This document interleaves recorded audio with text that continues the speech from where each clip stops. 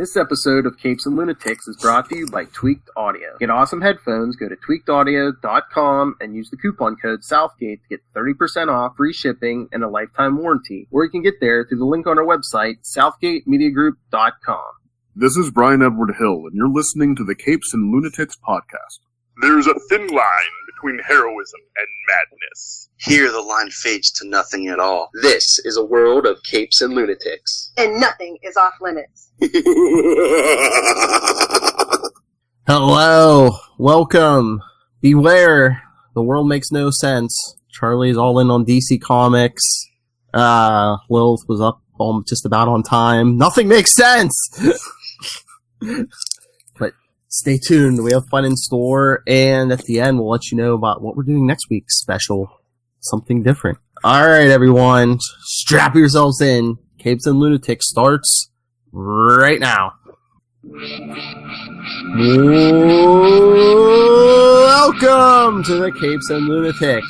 I am Phil, and joining me as always, well, his evil mirror double joining us. His facial hair, evil. Charlie the Professor, Esther, and it's not evil. I don't have the chin.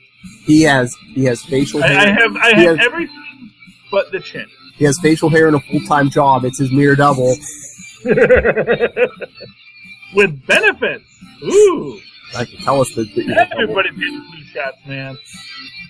And she who has always been evil. Hey y'all, it's Lilith Hellfire, Mistress of Mayhem. It's so true. I can't even get mad about it.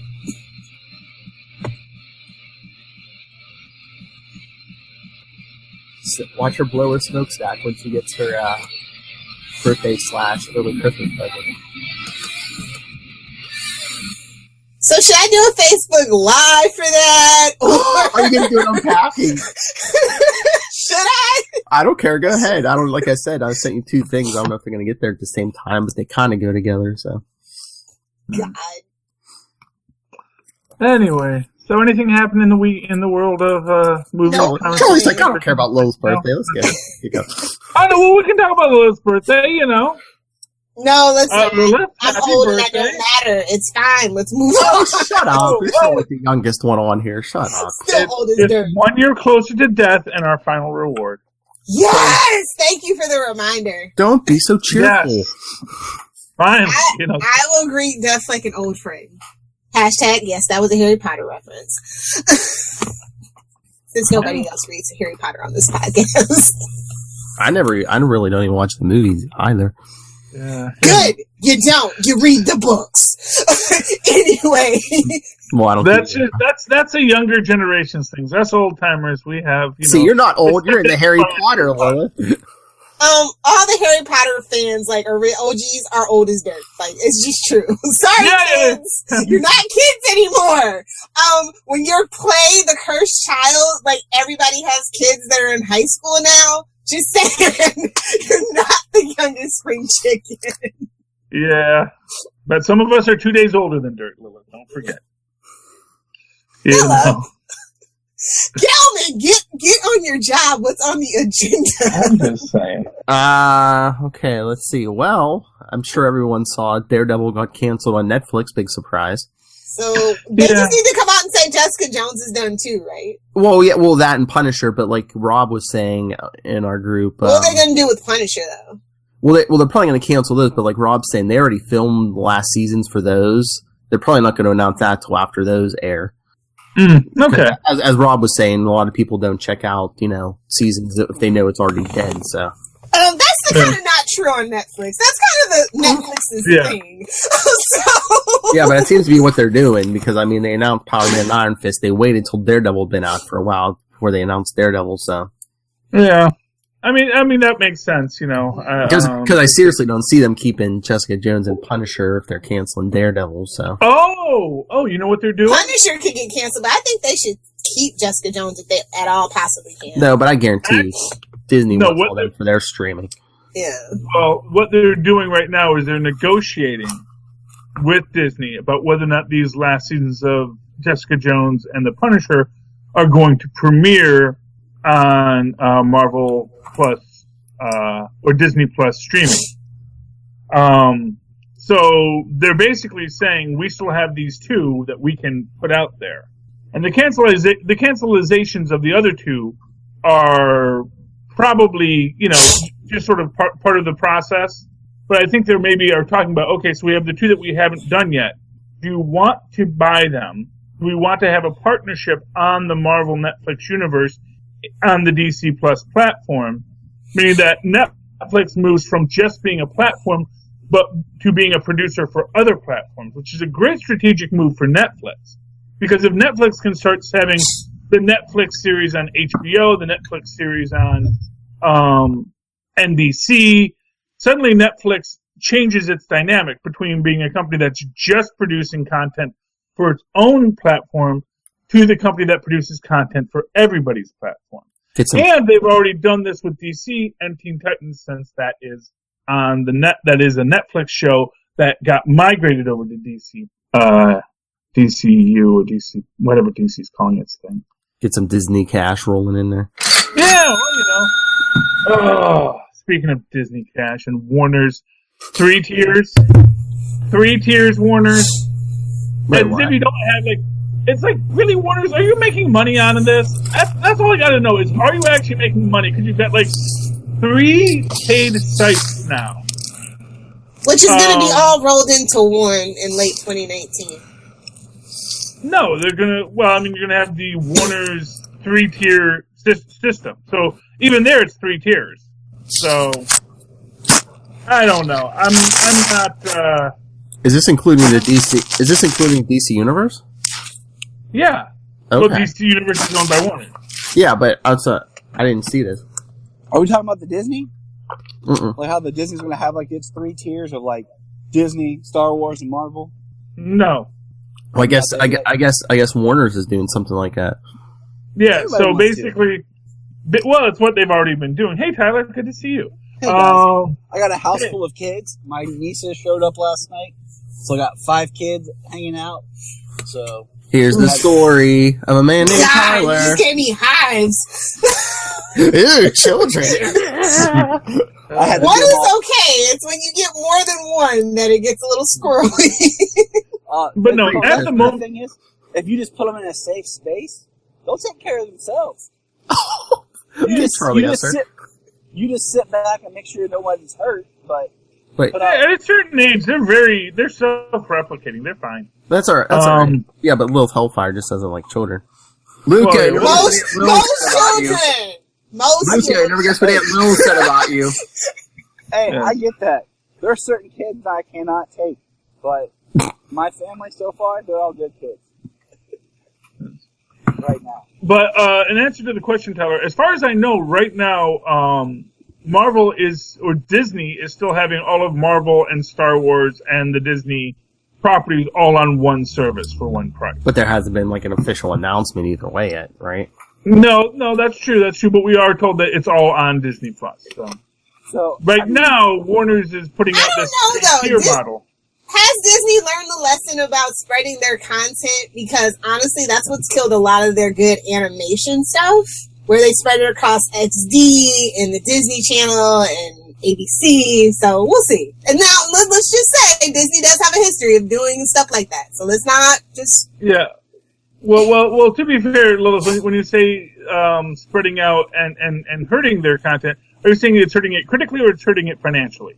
Well, financially, for their other stuff. So I don't know if they've learned their lesson about how to streamline things. Yes, but in the end of the day, when you add everything together, who do you think's doing better business-wise, Disney or Warner's?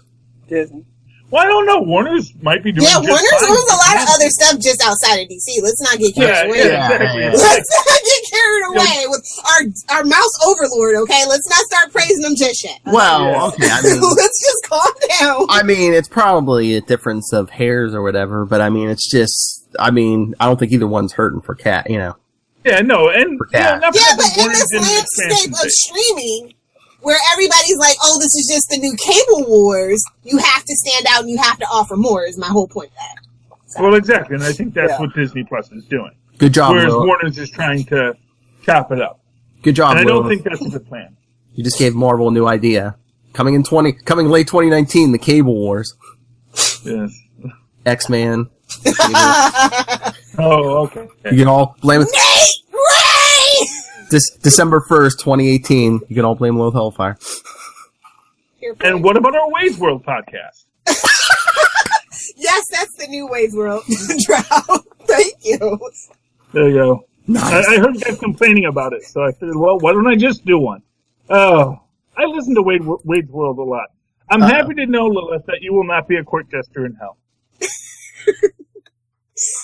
My fishnets are too tight, yes. She's the queen of hell, damn it. No. No, that's Madam Satan's plan. I'm not Madam Satan. Hashtag Chilling Adventures of Sabrina.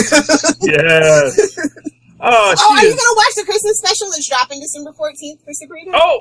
Oh, well, obviously now I am. I thought I'd let you in on that. I am so interested to see what they do. Netflix has got to get on their ad budget, man. Just let me know what's out there so I can watch it. It's like all the stuff I want to watch. Works on word of mouth, apparently, and Reddit's television subreddit. Like, that's where I found out all my things.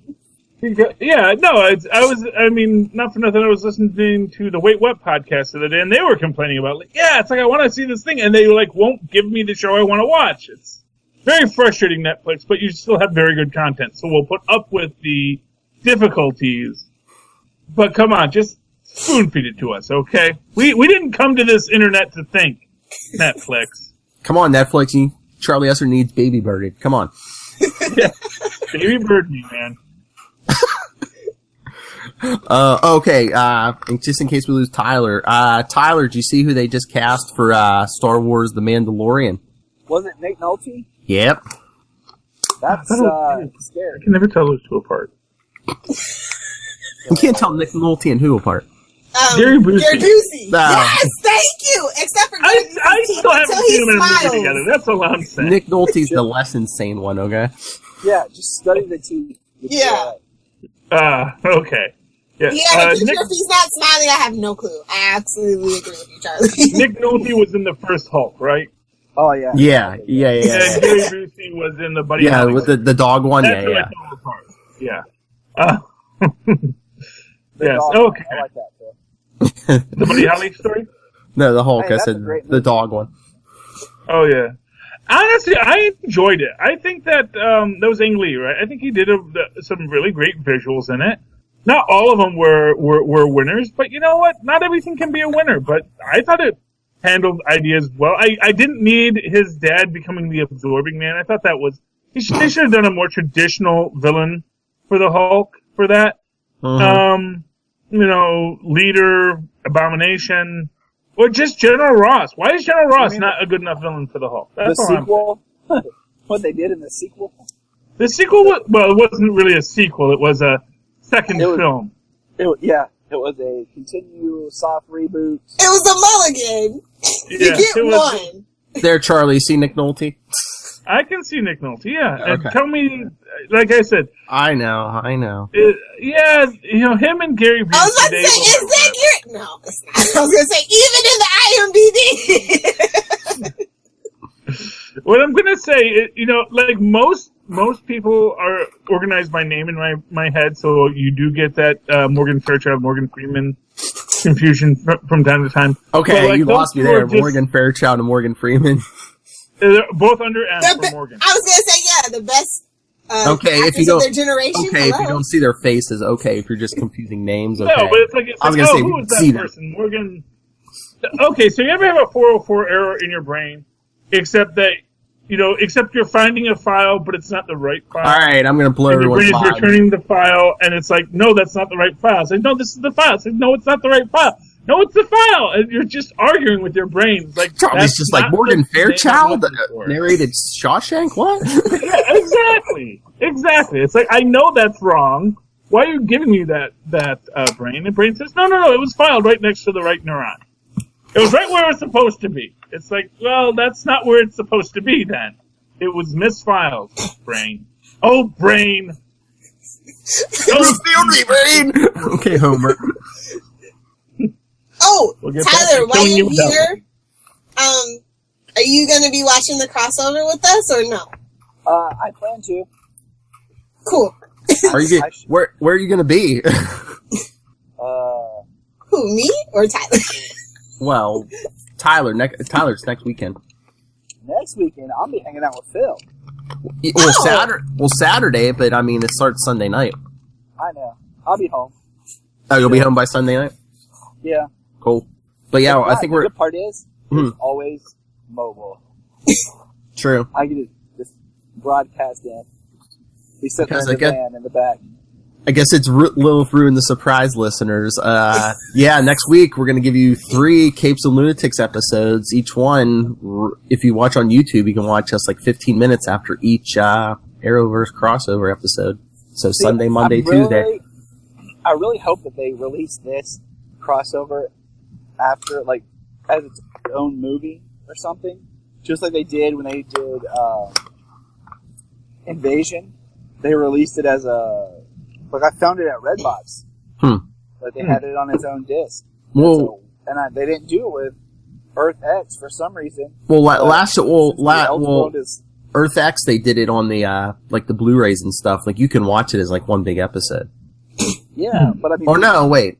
No, not No, they made you buy each one individually this time around to get the crossover across the DVDs.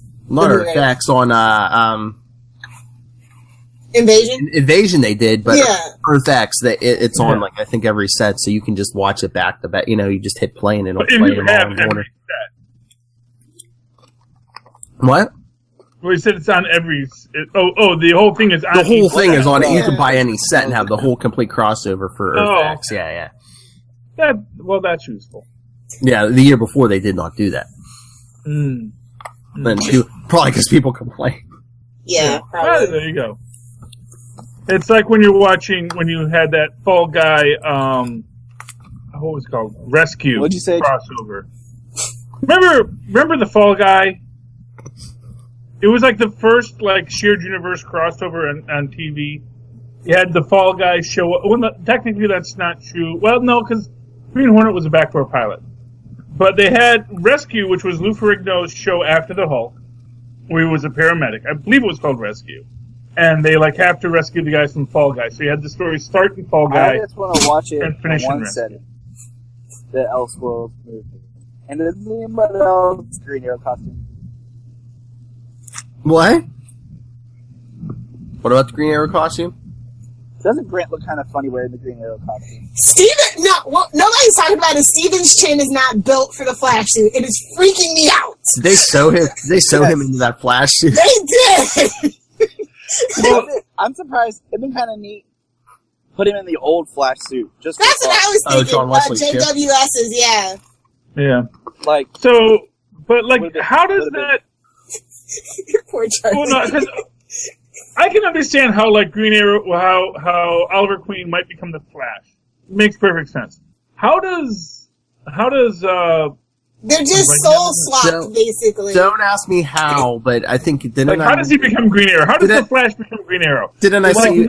I think I saw an even more far-fetched explanation where, like, in that universe, Oliver Queen looks like Grant Gustin and Barry Allen looks like Stephen Amell. So I'm just like, okay. I thought it was a soul swap. No. Yeah. Well, it is, but it's Freaky Friday. You can't do that. That's still supposed to be Oliver Queen, but these two come from the Earth One, and they're just like, everyone thinks we're the other person. I think it's Earth One is not Earth One because Oliver is with Felicity. That is my headcanon until somebody proves me wrong. Yeah, watch. They'll find an Earth, and they'll be like, wait, this is Prime Earth. I told you. I think it's just an excuse for Stephen Amell to kiss every woman in the Arrowverse. Oh, yeah. I thought that was with his wife in the crossover. Hey, Phil, I thought that was in his contract. Steven, we're just going to, next thing you know, this episode, Elseworlds, you're going to make out with Felicity's mom and Nora. And and Lilith, maybe Steven and his wife like that. But, Tyler just brought up an interesting question. So, if you have a Prime Earth, could you have Superboy Prime? Shut up, Charlie! Superboy Prime was awesome. He was an awesome villain. He was every what I would love, nerd, comic book, angry guy given superpowers to do evil. I love Superboy Prime as a villain. He is. What I would love is at the end of this season, Superboy Prime appears from Prime Earth as a villain and causes basically the crisis that folds all the multiverse into single Earth. And that way next season, when all the shows return, they're all on the same Earth, dealing with the fallout of being the multiverse folding into each other. And of course, only some people know that the universes used to be separate. So example, okay? So what if the Arrow that we... You can't use what if. That's copyrighted. Oh, man. As Just imagine. Just imagine. It would be, like, for example, the Arrow of Earth 1 with the Flash of Earth 2, and then you have, you know, like, it wouldn't all match up completely. Or you would have somebody, say, like Cisco, who has memories of every other life he's lived. Yeah, but... So, would you? I mean, I would be all for that, but would you completely confuse like you have casual to cancel fans? You'll have to cancel Legends, which they might be on the way to doing. Well, I mean, so we can get there. It's one of those things, kind of like, do you do it like you did Flashpoint, where it only lasts a couple of episodes? And if there's and if there's people who only watch like one show or two shows, are they going to be mad if they're like, "Well, I don't watch Arrow. Why are you dropping Arrow in the Flash and a version of Arrow in the Flash?" Or you just do it subtly. But they already exist in one universe, Phil. Yeah, but I mean, yeah, but some people might only Arrow as you have Arrow and Flash just now. But some people might only watch Flash, and they're like, I don't give a crap about Arrow. I don't want to watch it. All people who watch Flash should not watch Arrow, as the ratings reflect. But I mean, like, just you make it subtly, kind of like they did with Flashpoint and stuff. Like how all of a sudden, Baby Sarah's Baby John, and nobody knows. You know, like, I'm not saying that's a good example. I'm just saying you do it subtly. So that, like, you don't have to have these massive crossovers if you just all of a sudden... I still can't... I mean, Diggle ever forgive Barry. I still can't believe it. He wanted a boy anyway, that's why it's okay. Only one universe that isn't already one universe. Okay? It's only the Supergirl universe that is a separate universe. I know. And hey, why not pull Black Lightning in? Because... so far, we're 2 episodes in, and I'm not digging where it's going. But officially, we don't know what universe Black Lightning's in. They can always say, "Oh no, there's that." If anything, it'll probably be Earth 38. I would say it's on Earth 38 or like 39 because we've seen Superman emblems and stuff. Yep, exactly. We have the picture of Jefferson Pierce wearing a Superman shirt, and we have what do you call it? We have the Supergirl comic reference. Yeah, that was made. Maybe that's Earth Prime, bro. Dude, that would be awesome. not for nothing, Tyler. Right now, I'm looking at a picture of you in a Superman shirt. I don't think you're on Earth 38. Superman, in front of Superman. That's how, Superman Inception. That's how meta my life is. Like, listen to this real quick. So, my wife took an old Superman pillowcase I have because my pillow busted, and she basically made me a Superman pillow. But then she still puts a pillowcase on it. So last night I took a pillowcase of the same pillowcase my pillow's on, put that on. Tell me that's not meta. That is. I'll tell you what's metal, not metal. I mean, Tyler destroys his pillow, probably pleasing his wife. Then he's like, "Woman, you fix the pillow." Filler! That's your one per episode. Yeah, I'm not down with that pillow. Well, you know. I didn't do it. Tyler did. Anyway, back on track, Galvin. Wait a second. Yeah. I like this idea. So if Black Lightning is like Earth Prime, could they give like all the series like a fresh restart if they merged everything in the Black Lightning's universe? It could. That's what I'm saying. There you go. I could be like, you could treat it as a soft reboot to kind of fix things or just straighten stuff out. Because, I mean... But again, is that going to turn off like the casual fans, like the people who don't read comics? But, I mean, but at this point, think about how heavy... If I'm not mistaken, The Flash is the highest rated show of all of them, correct? Yep. And the whole network, isn't it? Yeah. Okay. And that's the most comic booky show. Mm-hmm. We've had Time Travel, Flashpoint, Saboteur. I mean... Uh-oh. I think we lost. And CW just cut him off because they don't want him revealing. He knows too much. I would say, yeah, like Flash is the most comic booky show, but it's probably also the most lighthearted because even like Supergirl this season, you're getting like political, what Arrow should be doing. Not bitter. Yeah. Not bitter. So I'm saying that's what I'm saying. Like Flash is probably the most lighthearted and comic booky. Yeah, but not for nothing. As I said, it's not like these universes that are in the same universe. I mean, the only one that actually interacts with everyone else is Legends, and they're actually outside of the time stream.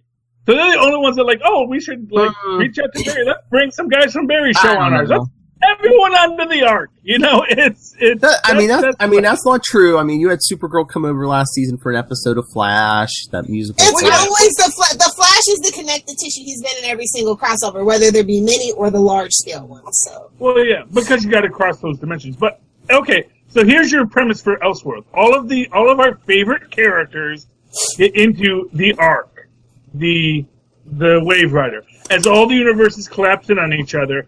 Then they all got to go back in, and then they all have to navigate the new universes that have been merged, and things are different, but they're all the same. So all of our heroes know what happened, all of our favorite characters, including the guy that's always sitting, and they come back, and now they have to sort of restructure their thing. And Barry, and of course the last line is, Barry says, I had nothing to do with any of this. Not my fault. Did you just steal that from Heroes Return? Remember when Heroes were reborn, they had to fix that whole thing. So yes, is Thor going to jump out of the Wave Rider after Doctor Doom? Maybe. It wouldn't hurt. No promises. Anyway, Philip, what else is on the agenda? Oh well. Lilith, did you see they renewed Preacher for season 4? Kill it with fire at this point. I'm sorry, if you like Preacher the TV show, it's fine, but AMC, just do something else. Our friends in Alaska like it. Tyler, are you okay? Yeah. Sounds like you're on fire. He's raining. It's raining. I know. It's pouring. That's what Ohio is. Sounds like you're on fire. And I was like, wait, is that a nice toasty fireplace? Well, it happened just as Lilith said kill it with fire, so I thought it might have been It was fire. Lilith, you're too powerful. You have to rein it in. Lilith's like, I like fire. I haven't even signed my name in the book. But, yeah. Oh, since Tyler's back, since we got a DC quorum here, do you see, the Blue Beetle movie's in development, supposedly? I hope so. Yeah. I'll be positively optimistic, but like every other DC movie, I don't celebrate until I get the first official footage of first day of filming. I'll put it to you this way. I feel like if Shazam is good, Blue Beetle can be good. I agree. Because it's going to kind of probably be in that same vein. I think they're really trying to go after a younger target audience, especially since it's going to be Jamie. Yeah, he's going to be a teenager, yeah. And he's has that huge popularity from Young Justice, too, so. And the video game of Injustice 2. Yeah. So is that DC's, are they really? Is that DC's new thing, though? If Shazam does well, they're going to move into that. Are they moving from grim and gritty to, teenage heroes from Shazam, the Blue Beetle? Yeah. I think that is to set themselves apart. That's basically the only thing they can do at this point. To set themselves apart. Let's not forget Teen Titans Go is one of their hottest franchise. So obviously much to their chagrin, and it's only because Cartoon Network literally never plays anything else. That is true. But actually what I was going to say is Teen Titans Go, DC Superhero Girls, they're all based to that younger audience. They're all... Well, that's for merchandising purposes only. The story... Come on, let's just be real. Most of the stories are questionable. What, DC Superhero Girls? Teen Titans Go. Oh. But DC Superheroes Girls, I think that's right, is very popular. Yes. Yes. And Lilith is keeping that alive on merchandising. And what you're seeing is DC sort of see, oh, you know what, I think people like I think the young people like seeing other young people as superheroes. Yeah. They're basically rediscovering what Stan Lee decided with Spider-Man. 60 years later, but still. But that hasn't always been the case either, though. It's very cyclical, so. Yes, it is. And again, merchandising, toys, that is what they are there for. And then, merchandising. Let's not forget, we're supposed to be getting that DC Superheroes Girls, like an actual animated series. Not on YouTube? Where they changed the animation style. It's supposed to be a continuation. Oh God. Please don't be like the She-Ra. Please do not be like the new She-Ra animation. I like the new She-Ra. I'll send you a picture of it later, but it was, I think they previewed part of it at Comic-Con, but I don't remember any more details other than that. Well, but also Titans is also, again, a youthful, or their first step out into the live-action streaming. YA. I classify Titans as YA. Well, yeah, young adults, yeah. But still, it's all young adult. Even Teen Titans Go is young adult. So I wonder if the teenage young adult thing works if we're gonna get this Batgirl and Nightwing movie and they're gonna be like in their late teens, early 20s. Yeah, Philip, do not wish that upon the world. It is going to be a travesty. I'm not wishing it, but I'm just saying, is that going to be their next step? Well, here's what you say: is so they kind of have quote unquote teenage Batman in like Nightwing or whatever. All I say. You mean Gotham? Crack an egg on it. All I say is, where the hell's my Zatanna movie? Oh, I just saw that this morning. Yeah, it's moving forward. Just as they're saying that they're getting softer on Man of Steel 2 and some other. Well, Supergirl actually officially replaced it. I don't know why people are still talking about Man of Steel 2. I thought that was like. Yeah. Well, I think that he's DC right there, people. I want to talk about this on Super Connectivity, but I think DC is restructuring. They're leaning into women and young adults. Yes. Yeah, exactly. And I think, well, I'll talk about that on Super Connectivity, but I think that they're going to go a Justice League Dark route. So, but that's my theory. Hey, they should have done. That's what this season of Legends should have been. Should be. It should have been more Justice League Dark. To be fair, Swamp Thing's about to get his own show. So. Swamp Thing. Yeah, Swamp Thing couldn't be seen slumming with the Legends. So, and Matt Ryan should appear on Swamp Thing's show. Yes, will say he's going to be the character that appears on everything. Gotham, you messed up. Hey, they still have 12 episodes. They can superimpose him, a la Smallville finale. Still bitter. That's what ages up Bruce Wayne. Constantine shows up the last episode, be like, "Oh, this won't do." And then, of course, you're assuming he's not in there. I think Matt Ryan's smarter than going to Gotham. He's like, I'll stay away from that. No, all you need is just that one scene in the bar, Oh, like drinking with Penguin, yes. Like an X-Men First Class, they were like, "We need your help. F off." Exactly. Oh yeah, I'll just say, as long as it's better than the Hal Jordan cameo in Arrow. Oh, his jacket, you mean? Bruh, dude, still bitter. Why are we harping on everything I'm still bitter about? Philip, find me a subject I can be happy about. That might take me a couple days. Hey, I just dropped that picture in the group chat. The new DC Supergirls, yeah. Yeah. I mean, if it sells, it sells. Yeah. I've been watching Teen Titans Go to the movies like every other day now because my kids love it, and I find it extremely hilarious, which is odd, and mainly just because of all the meta references it is. Well, yeah. Not for nothing, Deadpool has shown us that people love meta.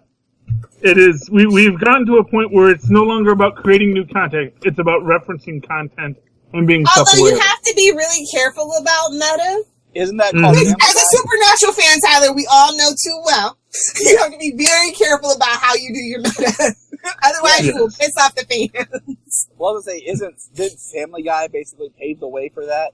So that's all Family Guy is cutaway reference. To paraphrase Mr. Robert Downey Jr., never go full meta.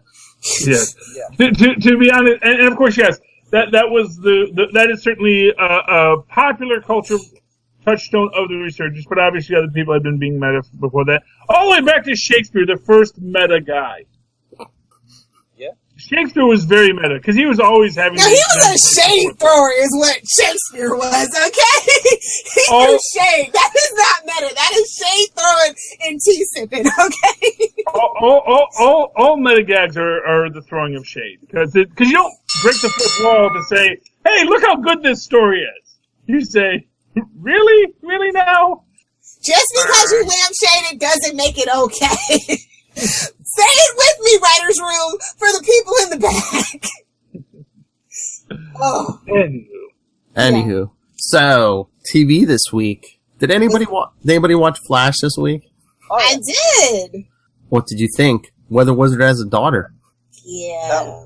That was interesting. I am so proud. Like me and Luca were watching it in the beginning of the episode. Flash gets struck by lightning. His heart stops for a while, and then they show that Weather Wizard has a daughter. Luca just out of nowhere, he's like, "I bet you she hit him with lightning." I'm like, "Yeah, dude." Yeah. So wait, did he have a daughter after he became Weather Wizard?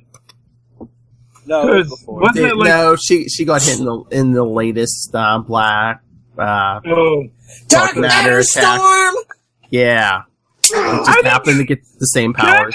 Can I just say, someone should be really looking at the fact that these Black Matter Storms don't seem to be random. And there may be something controlling these things. Well, and maybe we should investigate that. Yeah, it's called Plot Force! Flash now follows the Legends route where every season it's like, oh, we messed up at the end of last season. Now we have to fix it. Okay, no, you get the beam in the sky and a dark matter incident. Like, that is what the Flash is. Beam in the sky in May, and then the following October, dark matter. And Lilith, did you see the previews for next week? Yes. I'm excited for next week. He's time traveling again. He's going back to Eobard Wells again. That never blows up in his face. He's going to see Zoom. The original Eobard? He's him and Nora are time traveling. And teach your daughter that it's okay to the timeline. Okay? And teach her it's okay. No consent needed. And keep going back to villains to get advice. Eobard Wells in the wheelchair, Zoom from season 2. I'm excited. It's directed by Kavanaugh. Yeah. Mm-hmm. So I'm excited for that part. I'm excited we're going to see Kavanaugh as anyone but Sherlock Wells. Oh my god, I hate Sherlock Wells. Baby giraffe. Just shut up! Just out of curiosity, is he actually Sherlock Wells, or is that just a nickname? It's his middle name. That's what I'm waiting for, is to be like, he just drops because he's French, first of all. It's Sherlock. Or however the hell he's they call him Sherlock. Yeah, they call him Sherlock. And he's like, no, it is Sherlock. Yeah. Oh, so he's French, but is he like a detective for hire? Or yes. A scam artist on top of that, so they had to pay him to help them find Cicada, yeah. He's a professional. It's Cicada, if you want to be Sherlock. Cicada.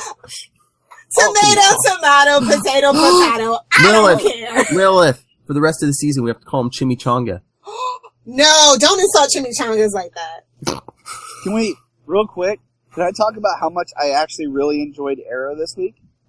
Yes, somebody that still loves Arrow, please do. Why? Because he finally got out of prison after 7 episodes? No, because the whole episode was done him in prison. There was no cutouts, no shots of the other characters. Oh, yeah. There was no flashbacks. The whole episode was from his point of view, in prison, dealing with everything, to get out. We didn't see John or Felicity till the final shots of the episode. And then John just disappears like he's the Vanisher. Thank you. Well, thank you. I saw that. He gets out of prison. Black driver. He gets out of prison. Yeah. Felicity and Diggle are standing there waiting for him. Felicity goes over to kiss him, and as they pull out, Diggle's nowhere to be seen. Where the hell? He was getting the car because he is still only the black driver. I'm sorry. Just out of curiosity, did he get out of prison legally? Yes. It's questionable. It doesn't make sense, but it's the Arrowverse. They work the system, so technically it's legal, yes. Can we talk about how he was actually, basically the Count of Monte Cristo with that prison? I was just like, you mother... Yeah. We pan out? Hey, he was so much that he had to pass the book on to Bronze Tiger. Exactly. Oh, yeah, Lilith. I mean, we kind of discussed it on Newcastle. We're getting Secret Six! Somebody call Oh, Gail Simone! They kind of the redemption of Bronze Tiger. Hey, I'm cool Michael with that. J. White, yeah. I like Michael J. White. Like he could. Wait, Michael J. White's playing the Bronze Tiger? Yeah, he's made appearances on previous seasons of Arrow. Yeah. I don't watch these shows. Well, that's what I'm telling you.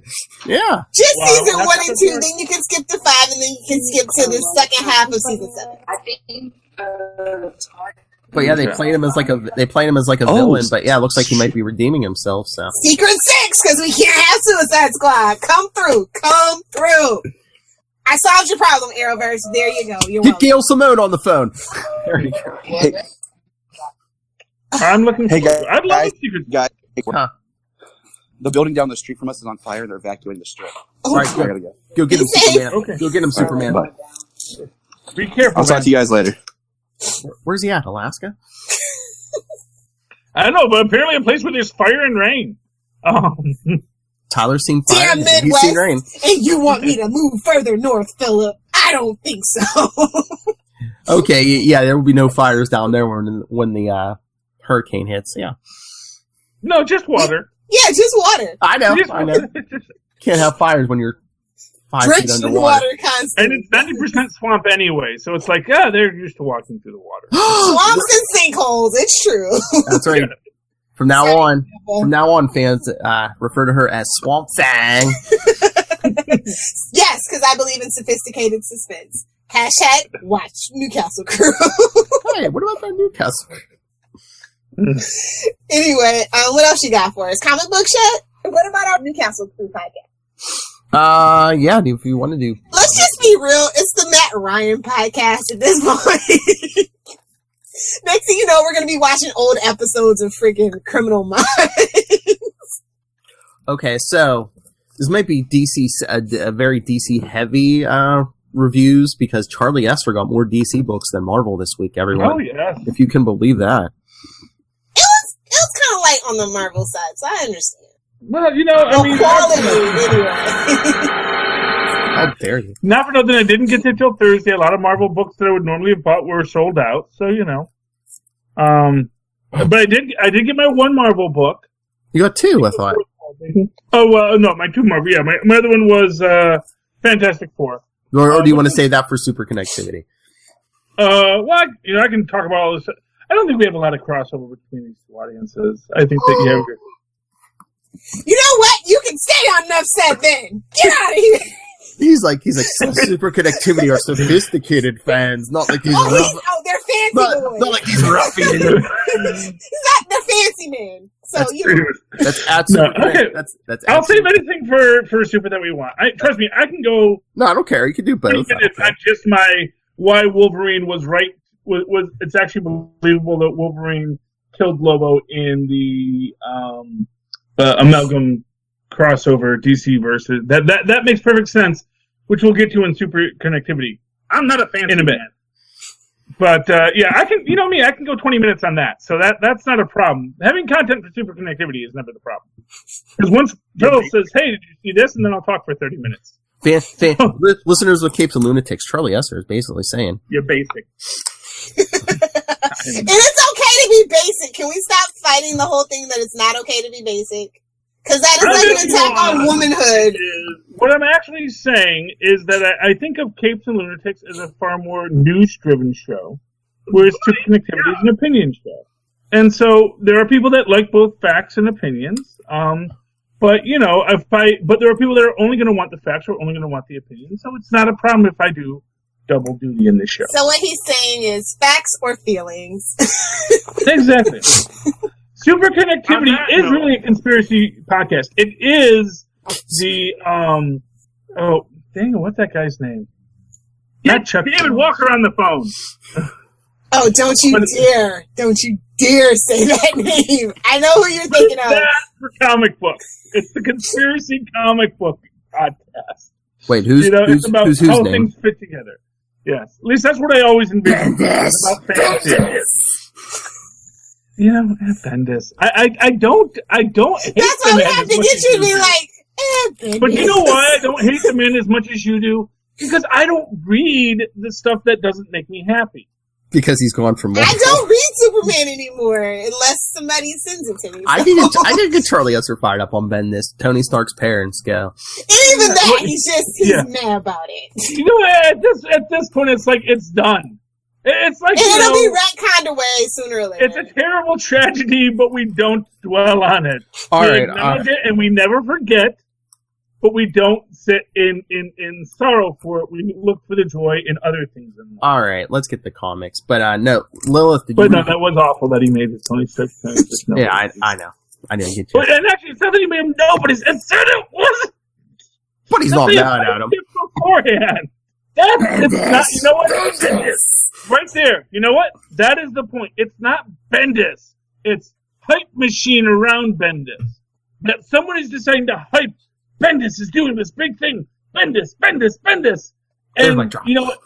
He becomes this punchline to his own, because he's just writing the stories he wants to write. Bendis. Wouldn't it be great if we did this story and Tony Stark's mom's a rock star and his dad's a Hydra agent? Wouldn't that be a cool story? And that's how he pitched it. And then some guy in marketing over at Marvel said, "Hey, you know what? Let's make a whole event of this thing." And they said, "Who is Tony Stark's father?" And I don't think it's Bendis saying, "Who is Tony Stark's father?" He's just saying, "Oh, I have an idea of who Tony Stark's father might be." And writes a story. And then the hype machine, because they're paying for this guy, just like DC is paying for this guy, says, "Bendis is taking over Superman. Bendis. And that just makes the fans go, "Bendis." And like I said, his original stuff is good, like the Pearl and the other book that he has. Let him do that. Why does he have to have Superman? But the thing is that really way too high hopes. Everybody. Thank you, Mars. But the point is that everybody plays with these heroes, and nobody gets freaked about it unless someone says this is an event. But it's not the writer who makes it an event; it's the marketing department who makes it. In Bendis' case, I absolutely believe he was like, "You better make this an event." Ooh. Well. Look, I don't know. I don't snap. I don't know the man personally. Okay, I don't know the man personally. He may have been like, "No, man, they offered me a lot of money." Look, I'm gonna be honest. I creep on his social media. I kind of get a sense of who the guy is. I'm just saying that's what I've. Okay. Well, we'll take your word for it. But even still, you can be the creepiest guy in the world. He's a creep. I'm just saying. Lilith is the creeper. Lilith is the creeper. Yeah, I'm the creeper. I will creep on. No, but what I'm saying is you can be. I'm a bombastic fellow, and certainly I may come off as the kind of guy who's going to say, "I want you to make a big media event out of my big thing." No, because if we go back to last week, you just want credit where credit is due, and that's fine. Yes. But the fact of the matter is that Charlie's saying my big thing. I'm big all over, Phil.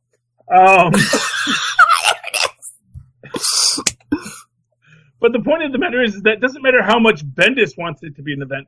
It's not an event unless marketing decides to make it an event.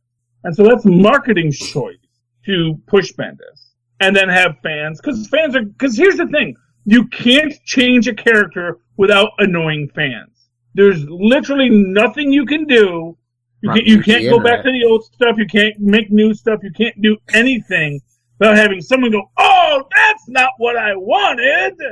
Unless you're Ghost Spider, which everybody loves. Everybody loves Spider-Gwen. That is true. I've heard no, well, no, that's not true. I've heard lots of negativity about Spider-Gwen. Really? But we ignore those people. Lilith, you're going to tell me you're unaware of any negativity about a female Spider-Man in the internet. Then why are they doing a sequel to Into the Spiderverse that's like all like Ghost Spider and all female Spider Women? And specifically focusing on one like they're doing for my. Okay. They're trolls. Don't be the trolls. I know. Number one. When you say everyone, it implies everyone. It's an absolute statement. So when you make an absolute okay, statement, it was hyperbole. I literally haven't, like, and I'm on I know literally nothing about ghosts, but she'll always be Spider-Gwen to me. Yes. But, Ghost Spider. I know the hip language the kids use these days. But I have nothing against the character, and I think she's a great concept. Honestly, I like the idea of hey, you know what? Maybe Peter Parker isn't so dang special. Mr. I'm going to go be in showbiz. Not for nothing. Welcome to the He's a Menace segment of our podcast. He is a menace. Spider-Man is a menace. And as we have established, the Spider Totem attracts villains to him. Yeah, because everybody's had that catalyst, pretty much just become a spider hero, where they have to like learn that with great power comes great responsibility, and it's very selfish acts, you know. Yeah, but so, yeah. But like I said, I think that his power is that he attracts villains. I think that villains are drawn to the Spider-Man, in the same way that villains are drawn to the Batman. They're both totem characters. I mean, they're bringing in the villains for them to fight. It's how they pull on the webs of fate, or the guano of fate, if you're Batman.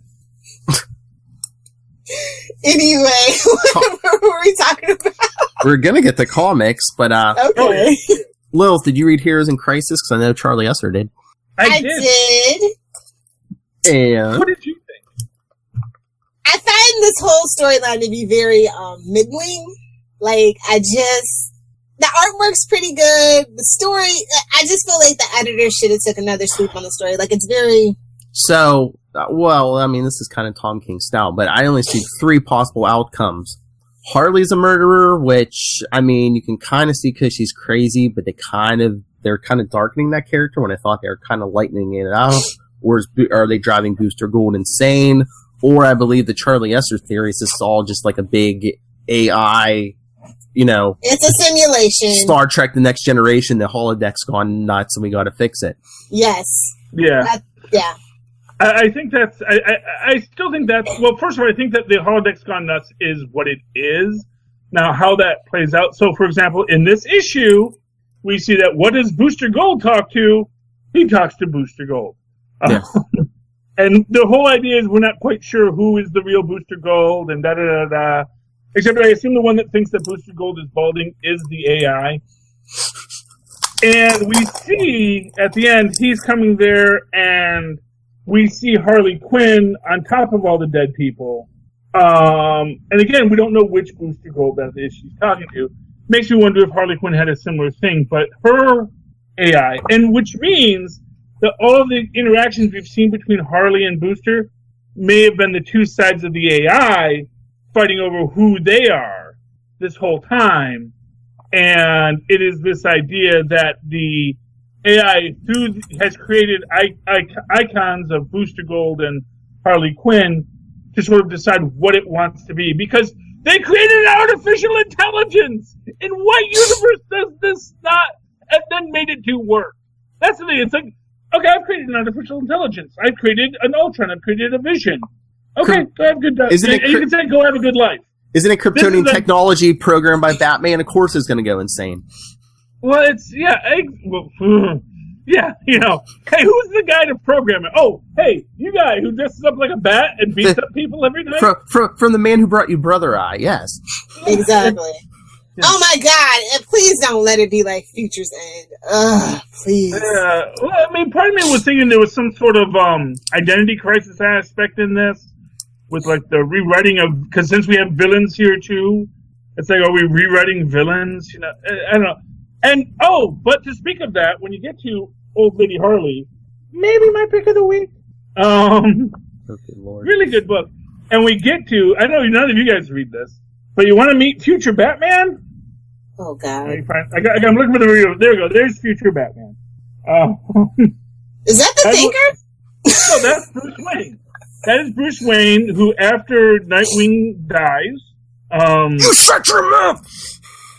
It's an alternate future. It's not canon. I know. It's not canonical. It's not canonical. Oh, that's true. Because a character who I guess is supposed to be like a Deadpool pastiche. It's a possible. It's a possible future because Batman Beyond 26 was also out this week, and that's a possible future. And Dick Grayson's the mayor of Bloodhaven. So yeah. So in this one, Bloodhaven is a walled city prison like New York City. Wait, where's Kurt Russell? Well, that's the big reveal. Our heroes, Old Lady Harley, Old Lady Catwoman, and Old Man Croc, have all been accidentally transported into the walled city of Bloodhaven So we now have to escape from that next month. I'm excited. I don't know about you. No, but Practice Kurt Russell confirmed. But you know why I love this? This is the most important thing. You see who that is? Not the egg guy in the wheelchair. You see him? Oh, is that Nazi dude? No! That's Egghead! That's Vincent Price! Oh, is it? It's his first actual comic book appearance as Egghead. They've, referenced Egghead in some scenes before, but they never actually had Egghead as a character. This is the first one where they say, yeah, he's not the criminal mastermind he used to be, yada, yada, yada. And it's drawn and it's like the first time you have Egghead on panel. So I was really excited about that. That made me so happy. What issue number of Old Lady Harley This is that? Old Lady Harley number 2. Number 2? Oh, number 2. It's only number 2. I'm getting in early on this one. I'm glad I picked it up. Probably picked up that number 2. Snatched right up. Yeah, well, you know what?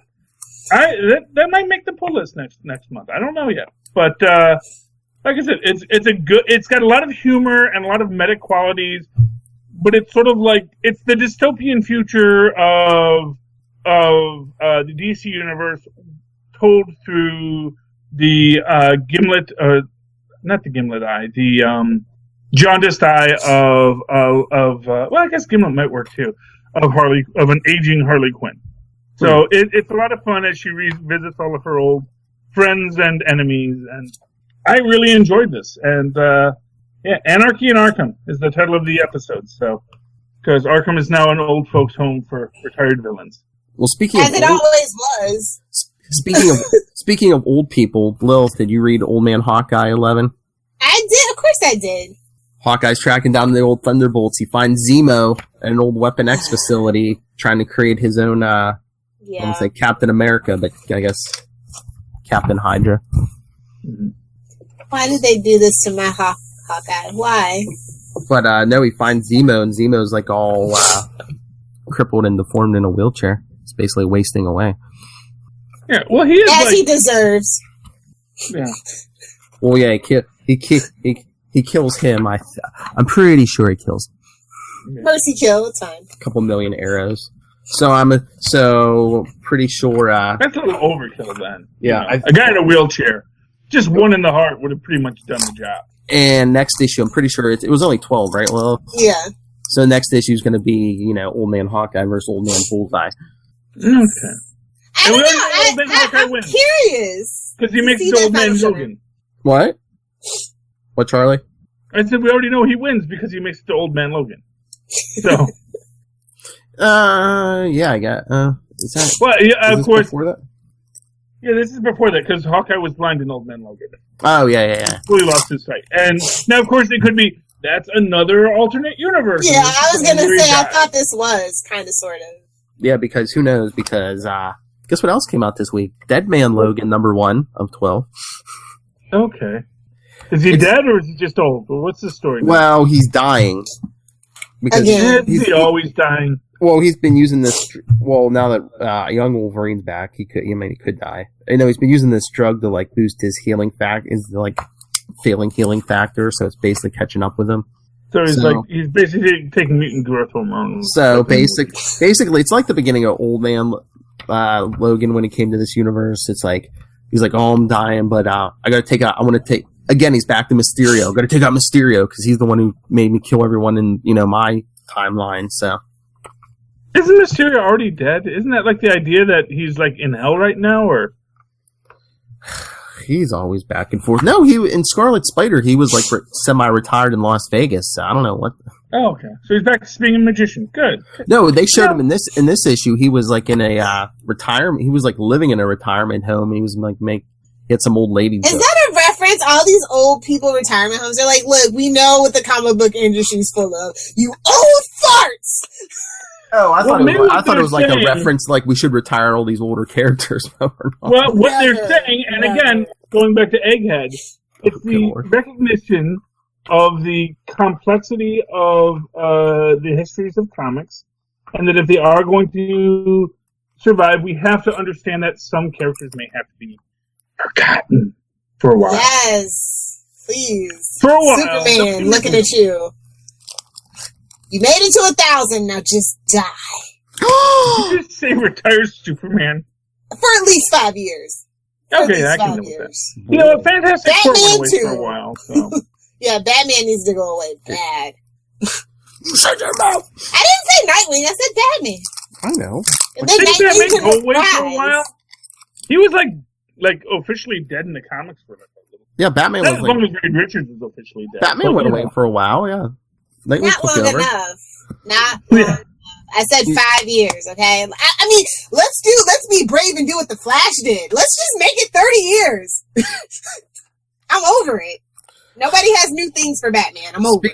Speaking of deaths that don't stick, or what? But no, speaking of deaths, go ahead. I said was Barry Allen dead for 30 years in the comics? It wasn't 30 years in the comics, but I mean, he was. It was quite a while. From mid 80s to what, like 2010 or something, Lil? 2009, 2010. Okay, so that's about 30 years. Okay. Yeah. Well, there you go. Well, speaking of that, Wally West better not be dead in Heroes in Crisis. You know he is. They love to kill Wally now. Like, that's their thing. But they just brought him jam. back. They just brought him back like 2 years ago. Why are they? But this isn't continuity, so who cares? Is it continuity? Oh, it's not continuity? Not. No. Oh, I thought it was. Okay. I thought they went to, what's his name's funeral? They had a funeral for Roy Harper and Green Arrow. Yeah. Oh. So how's it not continuity? Damn it.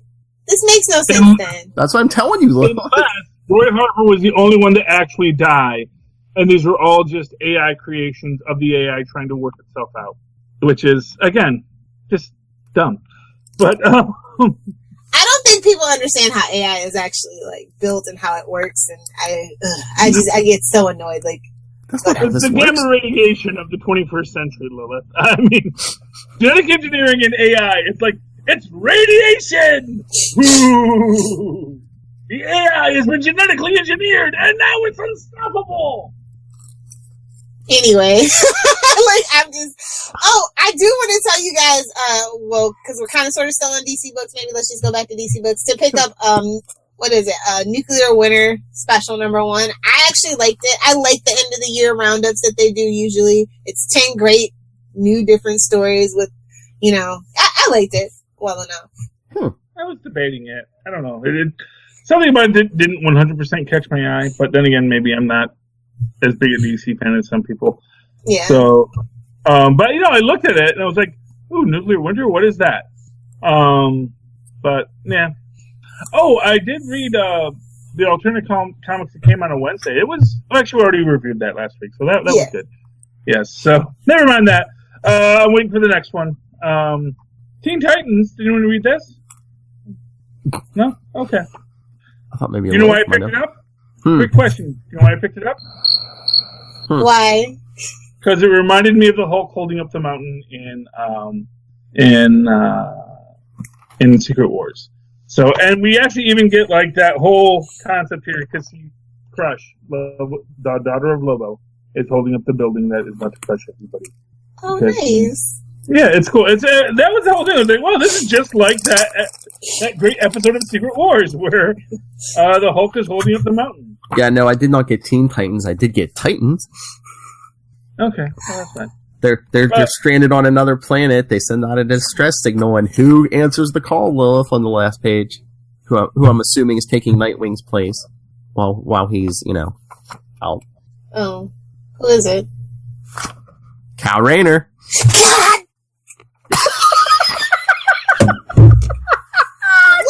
I'm not a fan. I don't like Kyle, and I don't like Hal. Let's just call Alan at this point. Like, who cares about Kyle? Send him back to the White Lanterns, damn it. It was the only place he was bearable. You shut your mouth. He's an artist. Who else better to make energy constructs than someone with an artistic mind? Thank you very much. An imaginative mind. Hal Jordan's a fighter pilot. He has no imagination. Okay, thank you. Something we can agree on. At least John Stewart was an architect in some iteration. Yeah. I love how John Stewart isn't even that old of a character. He has 5 refreshes. Definitely, but how much his artistic flourish really important to being... I thought it was all about concentration, technically. Well, yeah, I mean, isn't it all just iterations of, here's a big hammer I'm hitting you with?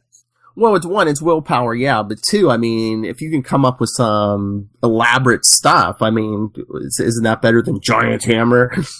But not even hammer, mallets? So, for example, if I hit you with a tricked out 70s, lovemaking van, is that particularly more effective than hitting you with a giant visually mallet? speaking, I guess, and they want the visuals to be like in story context. Yes, and again, from the comic book perspective, I'm just saying, does that make you a better Lantern? I don't believe or is the guy who just says sword, sword, sword?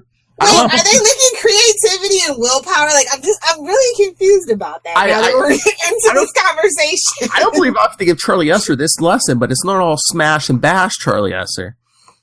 No, most of the time it's fun. Let's just be honest. Not change, just, here's an energy force field that holds you.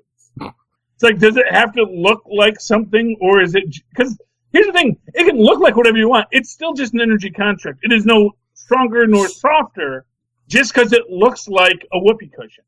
I just remember, I think it was Green Lantern Rebirth when they brought back Hal Jordan, Lilith, back then John Stewart was still an architect, and Hal was thinking, he's like, yeah, and how everyone uses their ring different. He's like, and John Stewart, he's like, you could see every moving part in his construct, that's his architect's mind, his designer's mind, Yeah, but what is the purpose of that? Does that actually make it in any way better? It didn't go anywhere. Just let's be real, the emotional spectrum of the Lanterns. We still only focus on Sinestro and the Green Lantern. So whatever. Moving on to something that's actually good. Y'all need to pick up Aquaman Drowned Earth Special #1. I did read that. Yes. Oh my God! Yes. That wasn't bad. This was really good. And that's setting up the status quo because Aquaman's getting a new creative team, right? Yeah. And I can see this if what I heard was true with their projections for Aquaman, we might be getting an Aquaman too. I was like, don't get ahead of yourself, but I can actually see this as some material for the sequel if we do actually go that route. It has a very Dark Knight Rises vibe to it, which we know they're still obsessed with in the DCEU. So I can see this. But I mean, that ending, I'll try not to spoil too much, but it's just is it just a excuse to separate him from Atlantis and Mira? Yeah. Yeah. And the League. Basically Mira taking his place in the League, yeah. Yeah, I actually like him away from the League. I feel like he never gets the respect that he deserves in the League. Mm-hmm. Just saying. So I'm interested to explore this a little bit. Okay. The only thing I know about the Drowned Earth series is that there was a reference to it in last week's Justice League Dark about everybody being turned into fish people. So yeah, basically alien ocean gods basically drown the earth, and this water turns everybody it touches into these alien fish creatures. Yeah, it's kind of because water is scary because we don't explore the ocean, instead we explore space. So space brings water at us to attack us? It's huge. Maybe we should have been out in space the whole time to find out these water gods that are going to be throwing water at us. The ocean is huge, but it's still finite. Space is, well... For all you know... I know! For all you know, there could be a hollow hole at the end of the Antarctica. What do we know? But that would still be finite, Lilith, because unless it has a dimensional portal that puts you out in space, it's still going to be a limited area. It's not bigger on the inside than it is on the outside. I think it might be. Don't tell Reddit. Don't tell Reddit that, Charlie. Anyway. Yeah, that was my weekly fun of poking at Reddit. So, anyway. I get on Reddit a lot. That's fine. I don't go there. I don't know what it does. Reddit is just like any other internet space. If you find your subreddits and don't wander out too far, you're fine. Yeah, but I don't know. It seems like it's effort, and I don't like effort. That's the thing. I don't like to do things. Hopefully your new employer doesn't watch this. You want me to do? I don't know if I want to do that. No, he means when he gets home. After that 9 to 5 grind, after he gets home, he wants his woman to fetch his beer and his dinner and not to have to think until 6 a.m. in the morning. I can get my own beer and dinner, thank you very much. That's why I had... Oh, you know what? Yeah. Give me a beer, boy. It's like, that's not a bad idea. Yeah, but you can train dogs to do the same thing, so it's fine. Well, it's fine. Really? Yeah. Can your dog bring you a beer? If I leave it in the bottle or the can, yeah, I can train my dog to do that. Can you get your dog to bring you a cocktail? Pre-mixed cocktails come in glasses, come in those jars now. So yes, oh my god! If anyone could teach a dog to shake a drink, it would be Lilith Hellfire. It would be. This martini is terrible.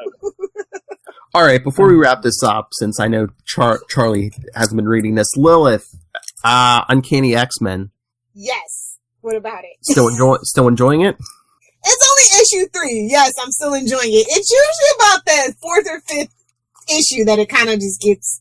So I'm hoping that's not the trend. But no, this was a great issue. Even though we know X-Man is coming? It's fine. It's fine. No, really, it's fine. And basically what? He's going to sweep everyone up into his, this altered reality, and the only two X-Men left are going to be the guys returning from the dead, Wolverine and Cyclops. Cyclops we could leave, but, it's fine. It's fine. He's an original. He has his fans, Lilith. He has his fans. Find me 7! What a random number. So now, X-Men is different than Legion, right? Yeah, X-Men is the alternate reality version of Cable. Legion is Professor Xavier's son with the multiple personalities. Why is it that only Cable has alternate versions of himself from other universes coming in? Them Grey Boys! Them Grey Boys! He's so strong, he pulled himself out of the Age of Apocalypse. I'm just saying, him and Kang are just, the only guys who, do that. Everyone else is we're just in our own universe, dude. Why do you need, to go to what did you do in the last universe that you had to leave? Because we don't talk about it. Because no one else has alternate reality versions of people. Wolverine doesn't. Not regularly showing up, except for, You know what it is? It's because Jean and Scott should have never got together. This is their abomination. They broke the mold. Well, don't blame X-Man. They burned it. They burned the mold and killed the mold maker. Don't blame X-Man on Jean and Scott. In that reality, Mr. Sinister took their DNA and created X-Man. So I'm just saying those two don't belong together in any universe. That's proof. And watch me burn Charlie Esser. All right. You're talking about people's other versions of people. What's Otto Octavius' greatest accomplishment? Living in Peter Parker's shadow. Boom! Yeah, but that's not an alternate universe. I know. Him. It's just, Octavia is an alternate universe him, but she's just one time. Everybody gets one, One mulligan coming up. And technically all the Peter Parkers in the Spider-Verse tend to not be necessarily Peter Parker. You've got Private Parker, and you've got, Norris Spider-Man. You've got actual different characters. It's just not all alternate universe variations. That's all I'm saying. I'm just saying, why does Cable get so many? That's all I'm saying. Hold on, wait. How many does Cable have? Oh, I know why. Because Cable is from the 90s. So every new universe version is another toy. That's why he had all those pouches. They were filled with toys! No, they're going to say they were filled with doubles, but okay. but it's just the idea that, if you create a character in the 90s, you need a bunch of iterations of them. How do you make a bunch of iterations of the same character and not go Aquasuit Batman? You just say, well, that's the Cable from a different. So there we go. Wait, can somebody explain something really quick to me about the whole Marvel Action Spider-Man comic book that's doing it with IDW? I was so confused. What is that? I was going to pick that up. Why is this a thing? It's supposed to be an all ages thing. That Avengers, aren't they doing a Black Panther? But what do they have to too? do with IDW? Which IDW is not known for all ages books anyway. Like I'm just really IDW is known for doing licensed materials. Yeah, so it's okay. So it's a licensed product from Marvel. So it's DC. It's Disney, not DC. It's Disney looking at the large landscape of media and producers and saying, how can we make this better for us? In the same way that Netflix, as I am theorizing, is trying to establish itself as not only a distribution hub, but as a production hub. So I think that's what they're looking at. Or maybe Disney's going to buy IDW. That's probably what it is. Yeah, because that's also what they do, is they like sort of plant their roots, plant their seeds, and then like any other tree, grow up and break your pipes. I was gonna say, break the pipes. Break the pipes, man. Got to break those pipes. Okay. Yeah. So, okay. Anything else? No, we can wrap it up.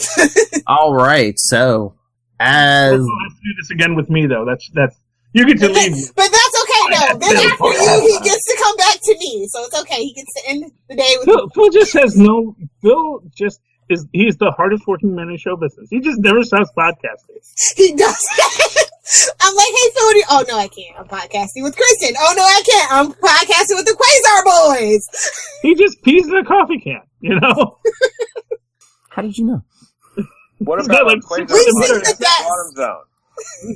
Here you go, Will. What about our Quasar podcast, the Quantum Zone? Oh, next week is gonna be the week after next is gonna be so busy. What? Oh, because we're going to be covering Once Upon a Deadpool for Wade's World. We're going to be covering Into the Spiderverse.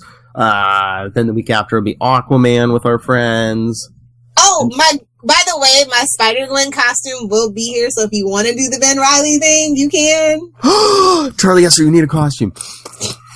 I'm sorry, what now?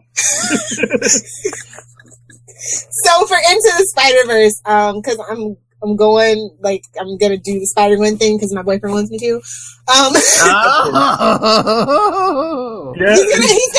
got the Miles Morales suit, so it's like a thing. Yeah, see, this is what you never think about when you say, "Isn't it great to date a nerd boyfriend?" It's like, yep.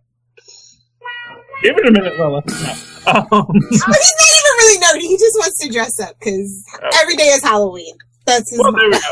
I love dressing up, so that's fine. Yeah, so we were just joking. Like, I was hoping that my costume would be in, and then he's like, "Hey, I have the Ben Reilly thing. Somebody has to get Charlie a freaking Gwenpool." I would rock a Gwenpool costume. He's gonna come paint it way down for that.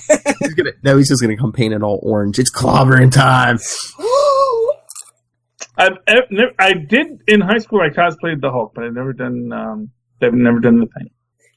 Actually, junior high school, I was the Hulk, and technically, I was Rick Jones Hulk, not Bruce Banner Hulk, because my pants were brown.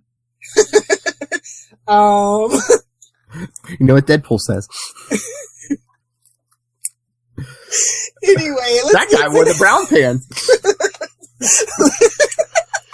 Let's get to the shameless plugs, damn it, Phil.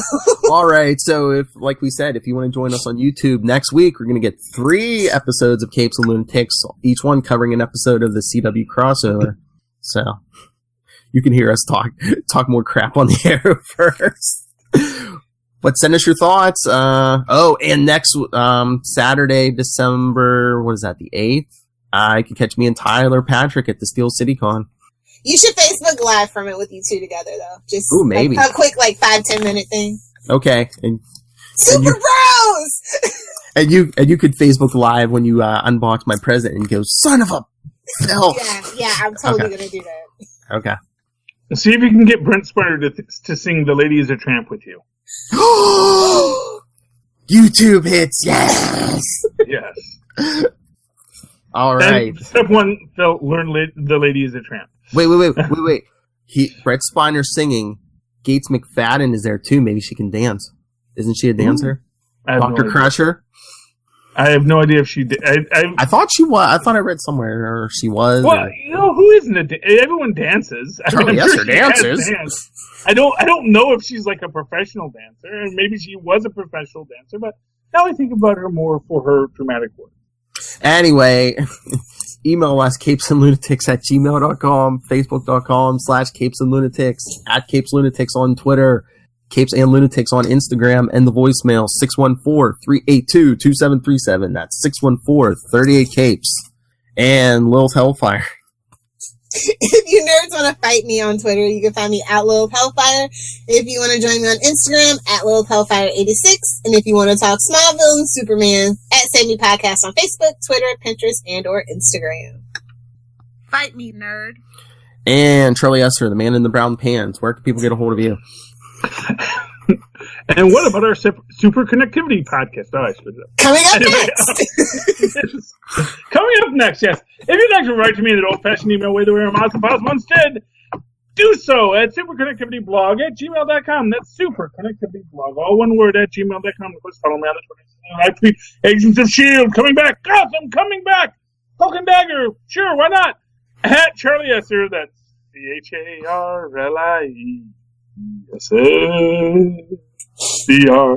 Look for the 2 E's in the middle. Sounds like a plan. Have a good night. Ah, wrong button. Damn it! Quality! I got it. Eventually. Bing. All right, sorry. All right, let's get this part. It worked, though. It worked. It worked greatly. Get us out of here, folks, so we can do this all again in 5 minutes. Yes! All right, yeah. Coffee can. If you're on YouTube, I'm going to take a 5-minute break to get pee. Anyway, yeah, join us in a few minutes for Super Connectivity or on the podcast later in the week. Charlie Esser and I will talk more comics. I wonder which one. Anyway. Fantastic Four. Yeah. That was a good one. Spider-Man Deadpool. Maybe I'll tell him what happened in Marvel Toon 1. But this week for Capes and Lunatics, that's it. Like I said, join us next week for 3 episodes. But for now, we have been the Capes. Ampersand! The Lunatics! Nice. So remember, Charlie, I said 3 nights for the crossover, Sunday, Monday, and Tuesday, so... Okay, I should be good. Okay. Well, that's next Sunday. Okay. I was going to say, I think I would have to remind you, but I don't know. You always have to remind me, so. I know, but...